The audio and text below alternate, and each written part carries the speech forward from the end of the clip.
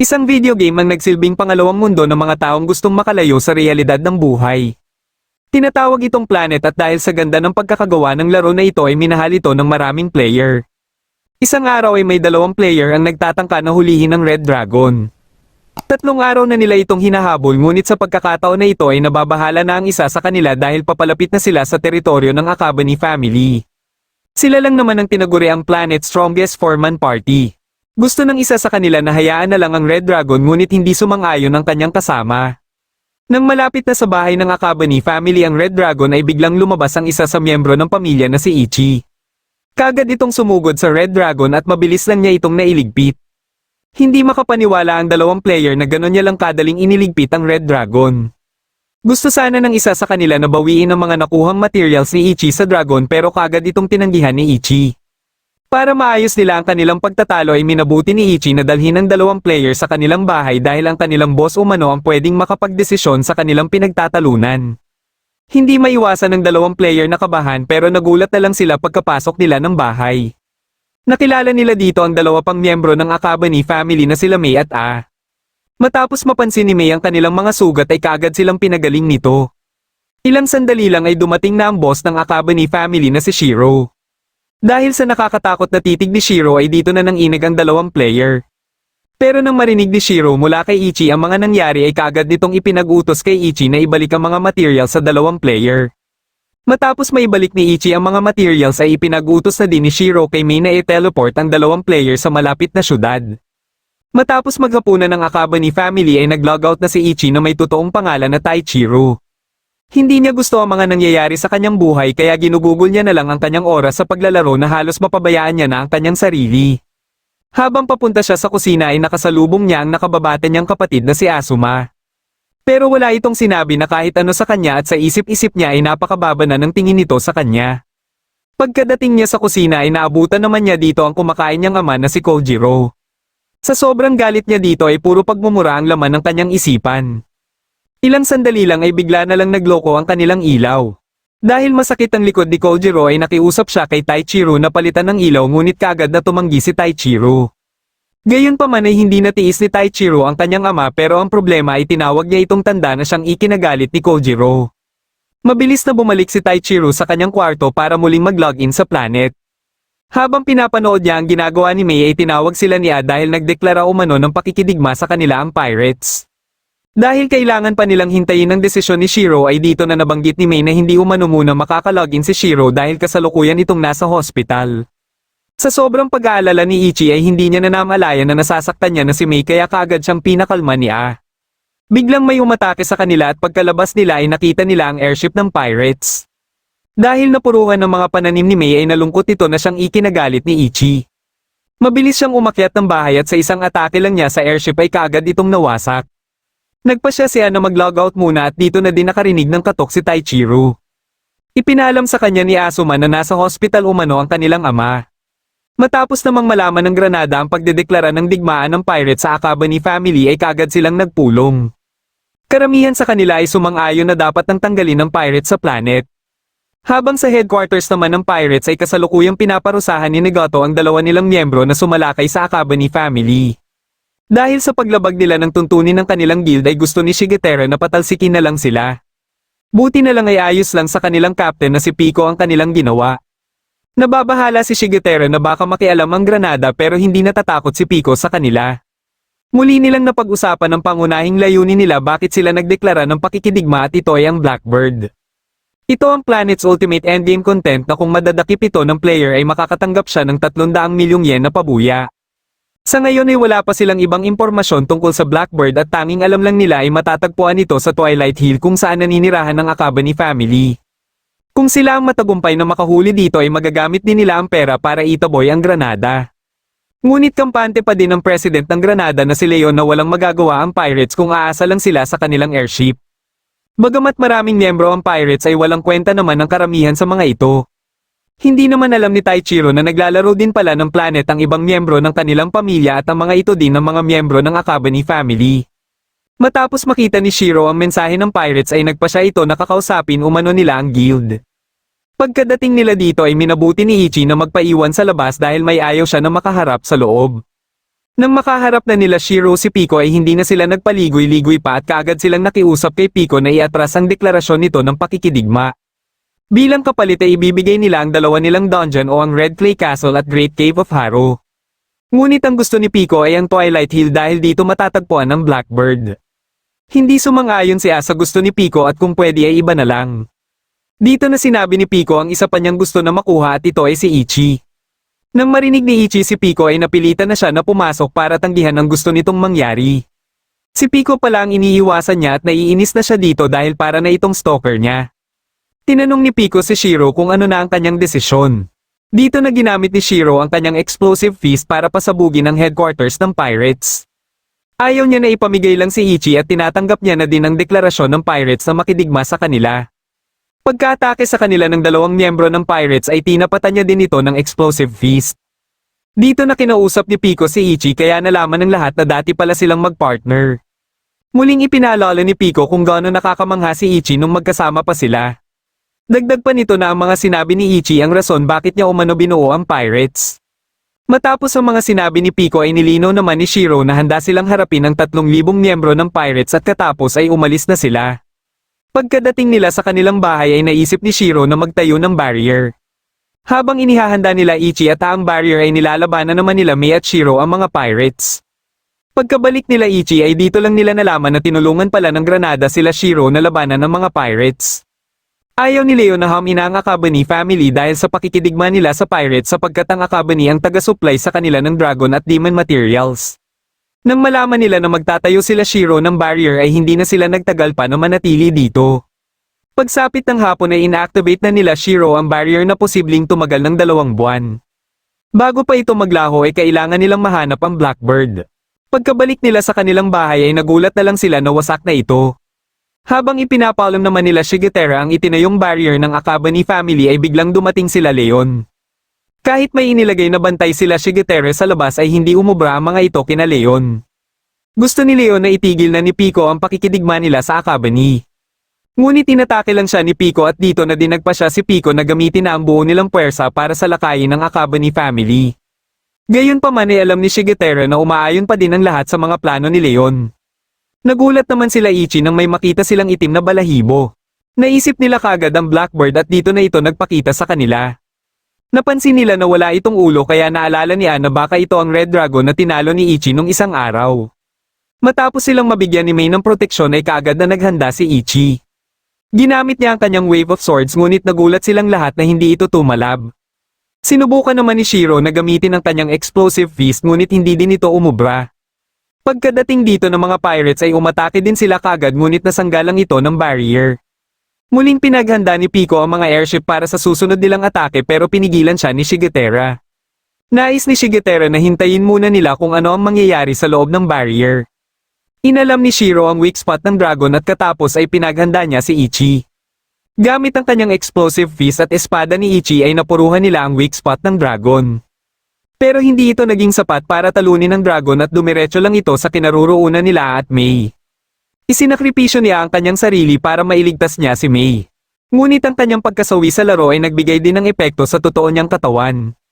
Alam ni Leo na kung totoong Blackbird nga ang kalaban ng Akabani ay siguradong manganganib ang buhay ni A. Susubukan sana ni Mei na buhayin muli si A ngunit logout doll na lang ang nakita niya. Dahil dito ay nakumpirma ni Leo na isang ang Blackbird ang kalaban nila Shiro. Kagad na pinag-logout ni Shiro sila Ichi at Mei para hindi sila matulad kay A.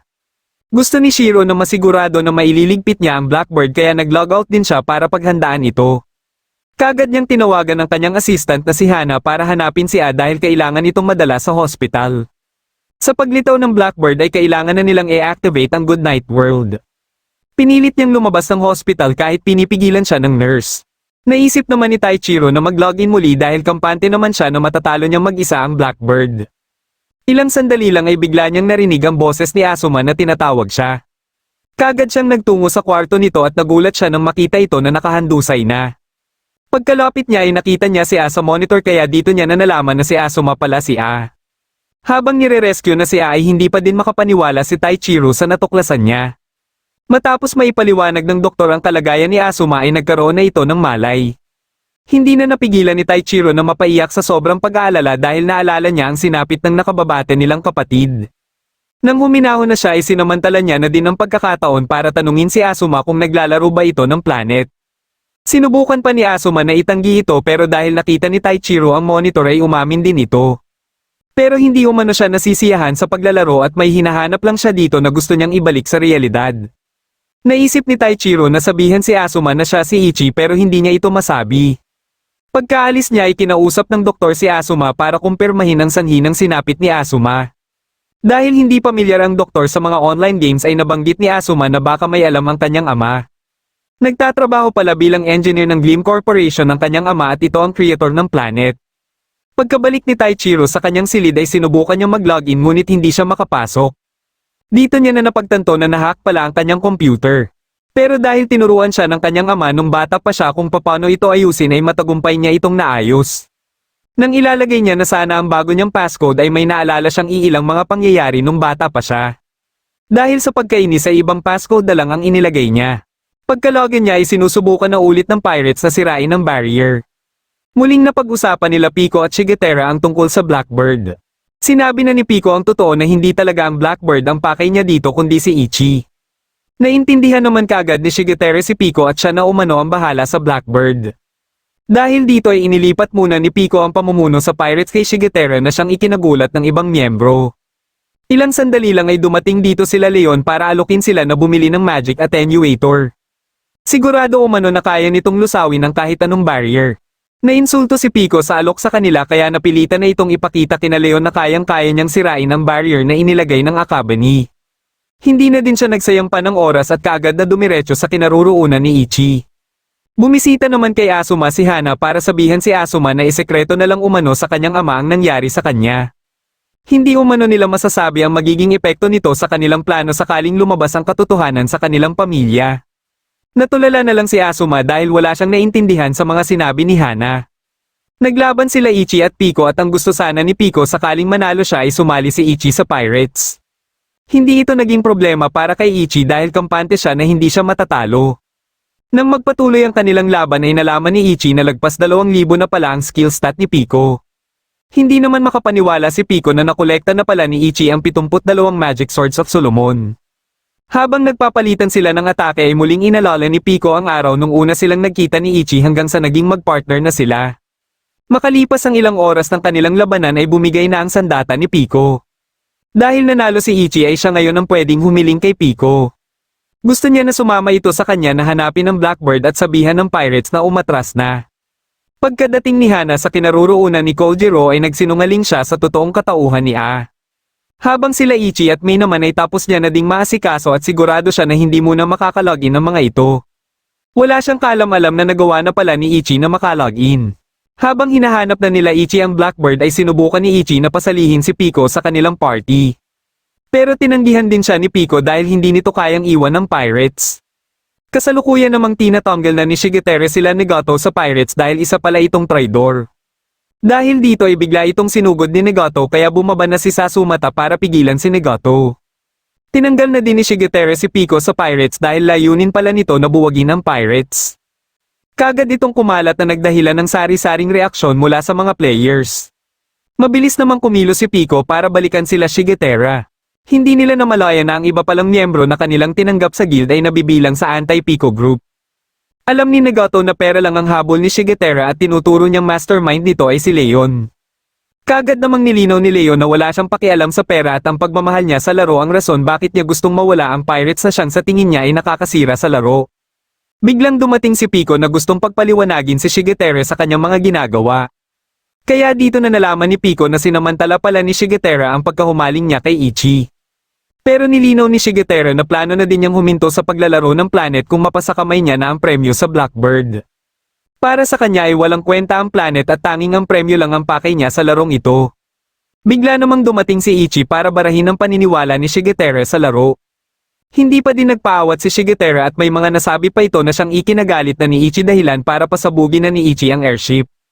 Maraming player ang napuruhan at kahit si Shigetera ay hindi din nakaligtas. Sinabihan naman ni Ichi si Pico na nakapagdesisyon na umano siya para sumali sa pirates na siya namang ikinatuwa ng sobra ni Pico. Habang nagpapahinga naman si Kojiro ay inutusan nito si Hana na sabihan ng headquarters na ikan sila ang 300 milyong premyo.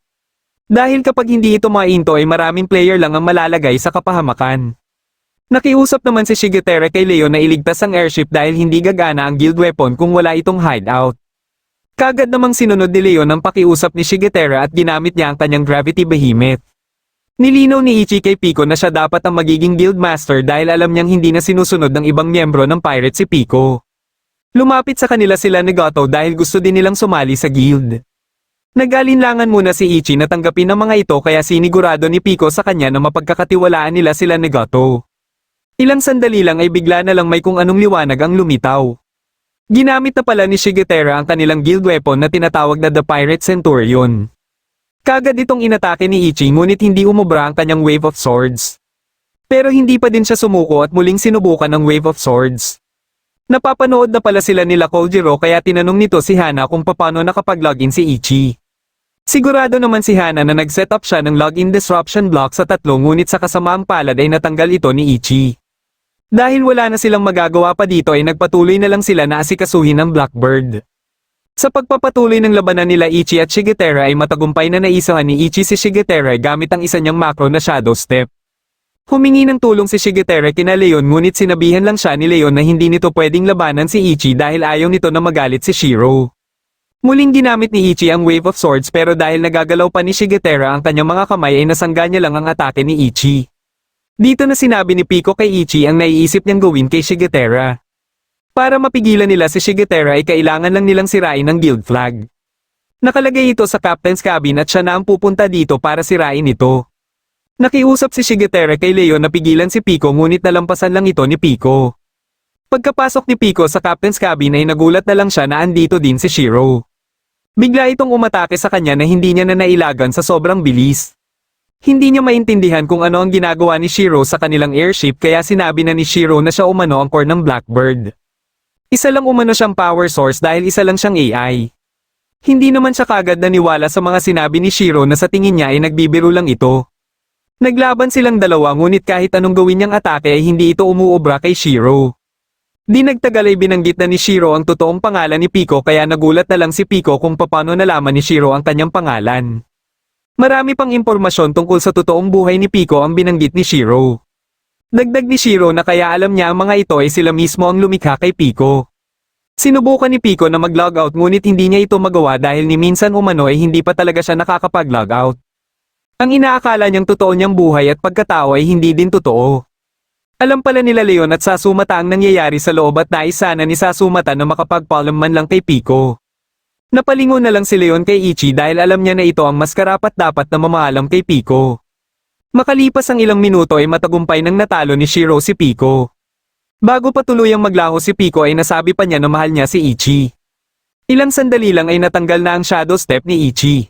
Dahil dito ay dali-daling ginamit ni Shigetere ang Grand Admiral's Wrath. Katapos ay kagad siyang nagtungo sa captain's cabin para sana pigilan si Pico kaya nagulat na lang siya na wala dito si Pico. Pagkapasok nila Leon dito ay nabanggit ni Sasumata si Shiro dahilan para mataranta si Shigetere sa takot na baka maunahan sila ni Shiro na matunto ng Blackbird. Pagkalabas niya ay nakiusap sa kanya si Ichi na hindi umano muna siya tumigil sa paglalaro ng planet. Gagawa din umano ito ng guild weapon at kung mangyari man ito ay kailangang maglaban sila ulit. Para mas lumakas ang gagawin niyang guild weapon ay titipunin nila ni Pico ang 10,000 miyembro. Nang maglaho si Ichi ay dito na din pinalabas nila Leon ang Blackbird. Ipinakita dito ang araw nung kinausap si Shigetere ni Leon para alokin ito na makipagtulungan sa kanila. Sinabihan pala nila si Shigetere na alam nila kung paano palabasin ang Blackbird dahilan para pumayag si Shigetere sa alok nila. Nang magpakita na ito ay nagulat na lang si Shigetere sa hitsura nito. Kagad namang nagpakita din dito ang mga planet's leucocytes para sana pigilan ng Blackbird ngunit bigo sila dito. Katapos ay lumapit na ito kina Leon para tanungin kung nasaan si Pico. Bigla itong inatake ni Shigetere ngunit nagulat na lang si Shigetere sa sobrang bilis nito. Pagkasugod nito kay Shigetere ay may naramdaman siyang kakaiba kaya napilitan siya na mag-logout muna. Pakiramdam niya ay parang totoo talaga na nahahawakan siya nito. Ilang sandali lang ay may naramdaman siya na dumaan sa kanyang likuran.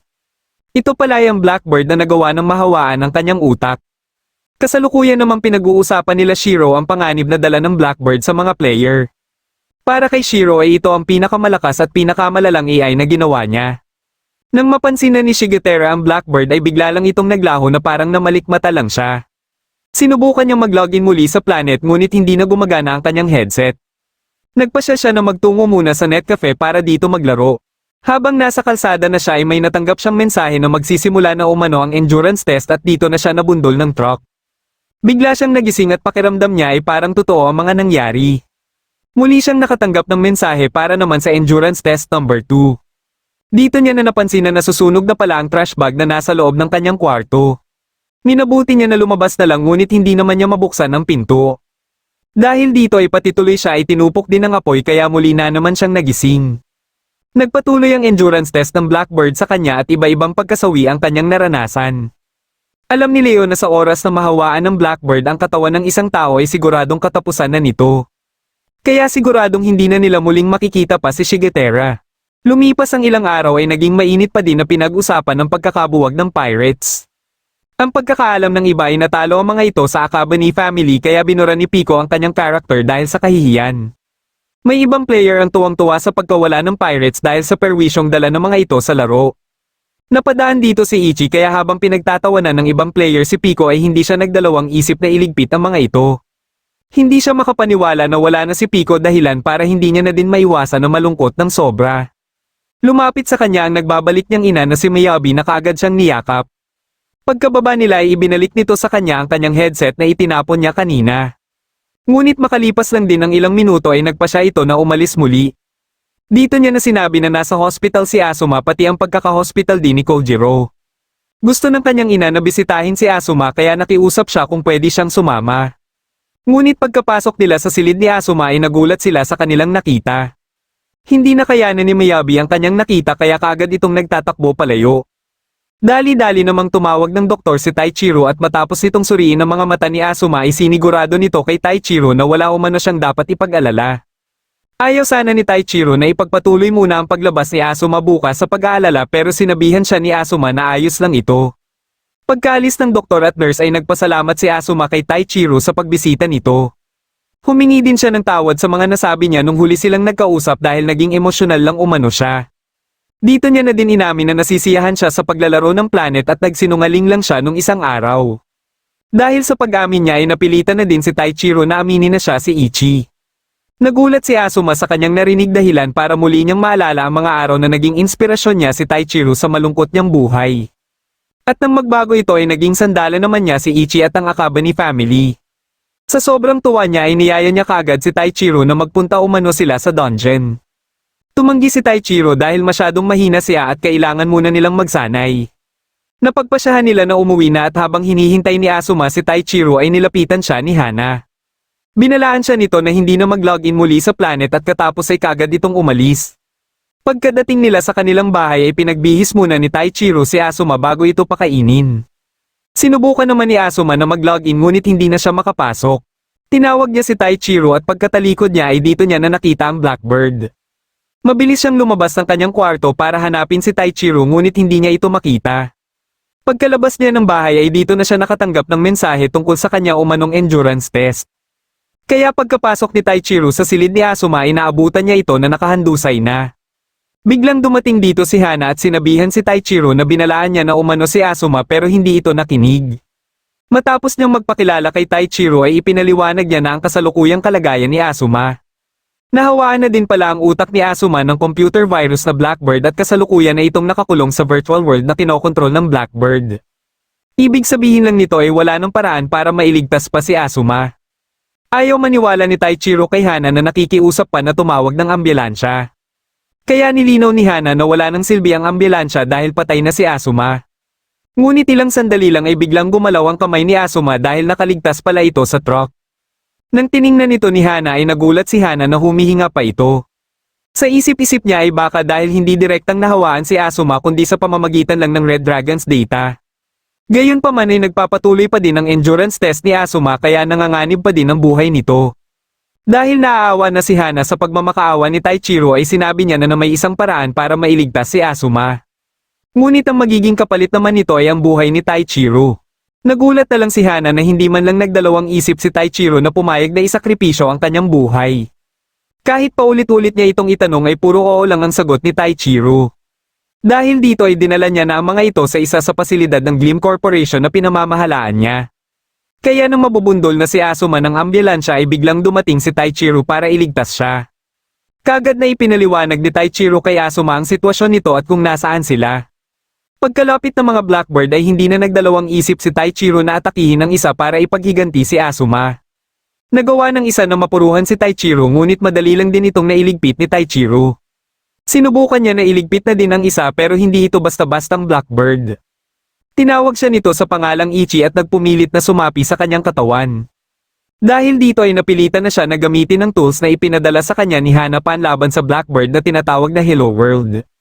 Nawala ng malay ang Blackbird kaya sinamantala ni Taichiro ang pagkakataon na ito na pabalikin na si Asuma sa realidad. Kaya nagtaka na lang si Asuma na siya lang pala ang babalik at maiiwan si Taichiro. Dahil naman sa ginawa ni Taichiro sa Blackbird ay biglang naramdaman ni Sasumata na parang nauubusan ng lakas ang Blackbird. Hindi niya masabi kung paano pero sigurado siya na may kung sino ang gumawa nito. Nang magkamalay si Asuma ay napapaluha pa ito sa mga nangyari. Nagulat na lang siya nang makita niya sa kanyang harapan si Taichiro na umiiyak din dahil sa sobrang pag-aalala sa kanya. Ilang sandali lang ay kinumusta siya ni Taichiro kung mayroon bang masakit kaya dito niya na napansin na hindi niya maigalaw ang kanyang katawan. Ayon naman kay Hana ay kasalukuyan siyang nakakaranas ng sleep paralysis pero hindi naman ito problema. Dito na din nila naikwento kung ano ang kanilang mga ginawa para mailigtas si Asuma. Lumikha pala si Hana ng AI na kahawig ni Taichiro at may memorya din niya. Habang nasa biyahe na sila pabalik ay binanggit na din ni Hana na ang kanilang ama ang henyo na nasa likod sa pagdevelop ng planet, Blackbird at Birdcage. Para mapahina ang Blackbird ay kailangan matanggal muna ang mga AI power sources nito. Dahil dito ay walang tigil na pinaghahanap ni Kojiro ang mga AI. Nang magising si Kojiro ay tiningnan niya ang kanyang cellphone at nagulat siya nang mabasa ang mensahe ni Asuma. Kagad siyang nagtungo sa hospital kung saan dinala si Asuma.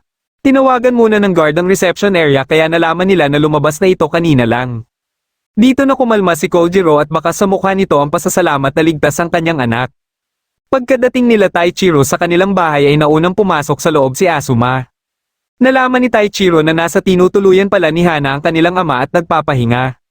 Dahil sa sobrang galit niya sa kanilang ama ay ipinagdarasal niya na sana ay hindi na ito magising.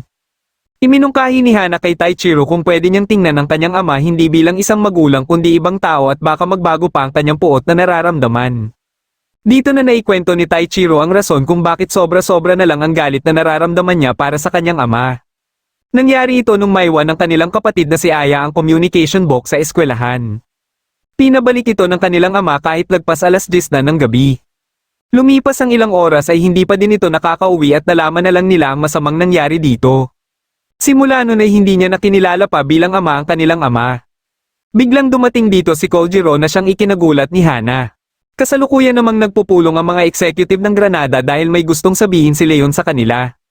Akala nila ay tungkol ito sa pagkawala ng pirates pero hindi pala dahil ang gusto ni Leon na pag-usapan nila ay tungkol sa real world at ang katotohanan na isa lang AI si Sasumata. Nagulat ang lahat sa kanilang nalaman pero ayon kay Leon ay hindi lang si Sasumata ang AI dahil marami pa sila kabilang na si Pico. Maliban kay Pico ay mga kaibigan niya ang ibang AI pero sa kanilang lahat ay tanging si Sasumata lang ang nakakaalam na mga AI lang sila. Ngunit dahil naman dito ay siguradong sila ang pinupunterya ngayon ni Shiro. Ayaw niya na mawala si Sasumata sa kanyang buhay kaya gagawin niya ang lahat para hindi ito mangyari. Dito na biglang nagpakita ang mga Blackbird kaya hindi na din napigilan ni Sasumata na mapaluha. Habang nilalamon ng mga Blackbird ang mga executives ay sinabihan ni Leon ang mga ito na magsisilbi umano silang mga laman at buto ng mga Blackbird at maninirahan na habang buhay sa planet. Habang sinusubukan ni May na ayusin ang kanilang bahay ay nagulat siya sa maraming itim na balahibo na sabay-sabay na nahuhulog. Nang malaman ni Kojiro na si Asuma pala ang biktima ng Blackbird ay dali-dali niyang hinanap si Asuma na sakto namang papalabas ng bahay. Gusto niya na analisahin ang utak ni Asuma ngayong gabi mismo ngunit hindi sang-ayon sa kanya si Taichiro. Tinawag pa siyang kalbo nito at dahil itinatanggi niya ito ay tinanggal na ni Taichiro ang suot niyang wig. Nalaman niya na dahil kay Aya kaya hindi siya mapatawad ni Taichiro. Gusto niya nakalimutan na nila Taichiro ang nangyari na siyang ikinagalit ni Taichiro pero naunahan ito ng suntok ni Asuma. Minabuti ni Taichiro na gayahin na lang ang ginawa ng kanilang ina at umalis na din sa kanilang bahay. Dahil nag-aalala si Kojiro ay hinabol niya si Taichiro ngunit nang makalayo-layo sila ay bigla namang may umatake sa kanya na nagdahilan sa pagkaputol ng kanyang mga paa. Ito pala ay kagagawa ng Kama Itachi na isang magical beast ng planet. Nagsibagsakan na din sa syudad ang mga balahibo ng Blackbird at ang ibang magical beast ay umatake na din sa ibang tao. Pagkadating nila Asuma sa kinaroroonan nila Taichiro ay bigla namang umatake kay Taichiro ang Kama Itachi. Matapos itong hagisan ni Taichiro ng wig ay mabilis itong hinawakan ni Asuma at kinuha ang sickle para mawalan ito ng lakas ng loob na umatake. Ngunit nakawala pa din ito at dali-daling tumakbo palayo sa kanila. Nakiusap si Hana kay Asuma na buhatin si Kojiro at dahil sa magical beast na nakita ni Taichiro ay dito na din niya nagawang mabuksan ang menu. Humingi siya ng paliwanag kina Hana at Kojiro dahil alam niyang may nalalaman ng mga ito. Pinagawa ni Kojiro kay Hana ang Shaya at nagulat sila na naibalik kagad ni Kojiro ang kanyang mga paa. Katapos ay dito niya na sinabi na infected na umano silang lahat ng Blackbird at kasalukuyan na silang nasa planet. Habang nasa net cafe si Miyabi ay nakaramdam siya ng pagyanig kaya naisip niya na tawagan sila Taichiro. Dito niya na nakita ang napakalaking halimaw na nakadungaw sa kanila. Minabuti nila Taichiro na bumalik sa kanilang bahay para makapag-isip sila ng maayos. Hindi pa din matanggap ni Taichiro na nasa planet sila dahil ibang-iba ito sa planet kung saan siya nagiging masaya kasama ng Akabani family. Bagamat walang signal at internet ay gumagana naman ang TV. Dahil dito ay napapanood nila ang mga nangyayari sa iba't ibang panig ng mundo. Ilang sandali lang ay nakita nila si Miyabi kaya dali-daling lumabas sila Taichiro para magtungo sa kinaroroonan nito. Galit na galit si Kojiro sa kanyang sarili dahil sa mga kagagawan niya. Pero binigyan siya ng lakas ng loob ni Hana at sa ngayon ay kailangan mailigtas muna nila ang kanyang asawa at mga anak. Pagkadating nila Taichiro sa kinaroroonan ng kanilang ina ay kaagad din nila itong nakita. Kaya nang mahuhulugan na ito ng gumuhong pader ay mabilis itong nailigtas ni Asuma. Ngunit lumapit naman sa kanila ang halimaw at nang-aapakan na sana sila ay may umatake dito gamit ang explosive fist. Naisip kagad ni Taichiro si Shiro ngunit nagulat siya nang makita ang kanilang ama. Biglang bumangon ang halimaw na kagad umatake kay Kojiro. Nahulog sa kinaroroonan nila Taichiro ang mga gumuhong pader pero buti na lang ay nakagamit si Taichiro ng kapangyarihan. Pagkabangon ni Kojiro ay paulit-ulit niyang inatake ang halimaw hanggang sa maglaho ito. Katapos ay nilapitan niya sila Taichiro at dahil nagtataka ang mga ito sa taglay niyang lakas ay nagdahilan siya na nagawa nila ni Hana na maanalisa ang kinaroroonan nilang mundo. Gusto ni Taichiro na ibalik na sila ni Kojiro sa realidad ngunit nilinaw ni Kojiro na mahirap itong gawin. Dahil sa sobrang pagkabahala nila sa kanilang sitwasyon ay binigyan sila ng lakas ng loob ni Miyabi. Kung magtutulungan sila ay makakaya umano nila ang lahat at kasama din nila si Aya. Dito na nila nalaman na hindi pa pala tanggap ni Miyabi na wala na si Aya. Pinilit ito ni Kojiro na tanggapin ang katotohanan na patay na si Aya at dahil nasasaktan ito ay napilitan si Taichiro na saksakin si Kojiro. Dahil dito ay nasampal ni Kojiro si Taichiro ng sobrang lakas. Nang makabangon si Taichiro ay aalis na sana siya kaya hindi na napigilan ni Hana na sabihin sa kanila ang totoo na isang pamilya din sila sa virtual world dahil silang apat ang mga miyembro ng Akabani family. Lahat sila ay nagulat ng sobra sa kanilang narinig dahilan para maalala muli ni Taichiro ang mga sandali na kasama niya ang Akabani family. Biglang dumating dito sila Leon at Sasumata at tinikman ni Sasumata ang nararamdaman ni Taichiro. Mabilis namang kumilos si Kojiro para hawakan si Sasumata ngunit madali lang itong nakawala sa kanya. Umatake ito sa kanya na hindi niya na nagawa pang masangga. Gusto sana nila Leon na magiganti kay Kojiro pero dahil si Kojiro ang lumikha ng laro na minahal niya ay hati ngayon ang kanyang nararamdaman. Dahil dito ay napagpasyahan nila na dapat ay habang buhay na ding manatili si Kojiro sa planet bilang si Shiro. Hindi sumang-ayon si Hana sa gustong mangyari ni Leon kaya hinawakan siya ni Sasumata. Dito na sinabi ni Leon ang tungkol sa mga AI na tinatanggal nila Kojiro sakaling nagiging hadlang na sila. Kabilang na dito si Pico na siyang ikinagulat ni Taichiro kaya nalaman niya na si Shiro pala ang nagligpit kay Pico. Dahil isa si Hana sa engineer na katulong ni Kojiro sa pagtanggal ng mga AI ay minabuti ni Sasumata na iligpit na din ito. Sinubukan ni Kojiro na gamitin ang Shaya ngunit wala na itong nagawa pa sa kalagayan ni Hana. Dahil dito ay inatake niya na lang sila Sasumata pero naunahan lang siya. Nagpasya si Leo na magtayo muli ng guild na tatawagin nilang Granada Kingdom at gusto niya na si Sasumata ang magiging hari. Lumipas ang ilang araw ay may iilang mga tao ang sinasamantala naman ng pagnanakaw sa mga bahay. Pagkalabas ng mga ito ay saktong dumaan si Asuma kaya pinayuhan ni Asuma ang mga ito kung paano nila mapapalakas ang kanilang sarili. Ngunit gusto lang ng mga ito na makuha ang bag ni Asuma kaya binugbog na lang ni Asuma ang mga ito. Nagtungo siya sa tinitirahan ni Kojiro para ipaalam dito kung saan pupunta sila Taichiro at Miyabi sakaling umalis sila ng shelter.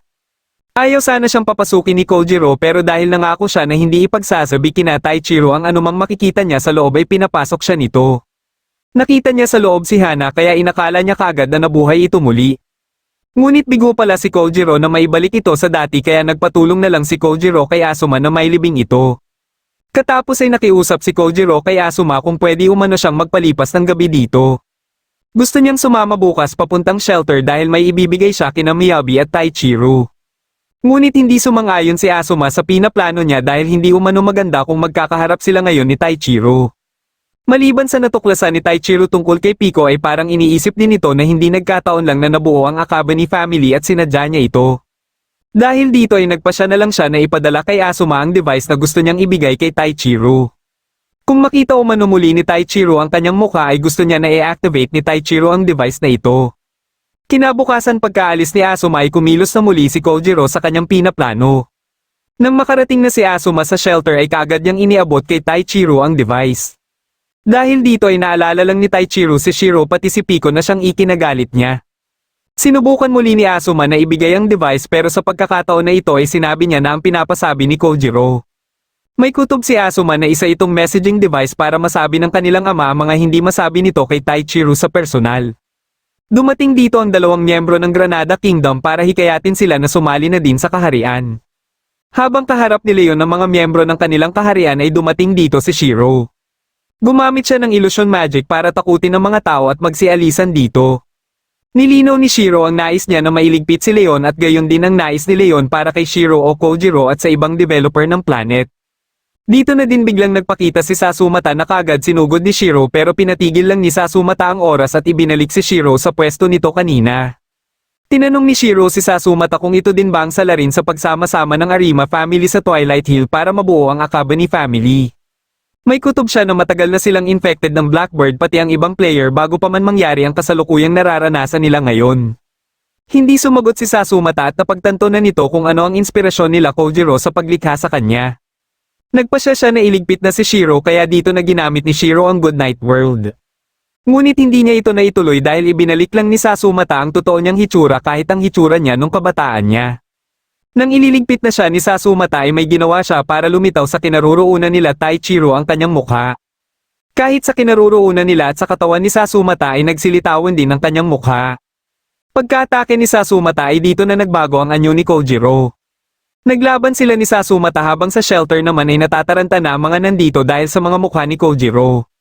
Nang tiningnan ni Taichiro ang device ay nabasa niya ang mensahe ni Kojiro para sa kanya. Gusto nito na burahin niya ang mundo na kinaroroonan nila na kasama ito. Siya lang umano ang maaasahan nito dahil hindi ito magagawa ni Asuma. Naintindihan niya kagad ang ibig sabihin ng kanyang ama at may kutob siya na natalo na nito ang Blackbird. Pero dahil hindi nito makontrol ang kanyang sarili ay gusto nito na burahin niya ito at madadami din dito ang virtual world na kinaroroonan nila. At kaya siya ang napili para gawin ito ay dahil sa tindi ng galit niya dito. Ngunit hindi niya ito nagawa at sa halip ay dali-dali siyang lumabas ng shelter para pumunta sa kinaroroonan ng kanyang ama.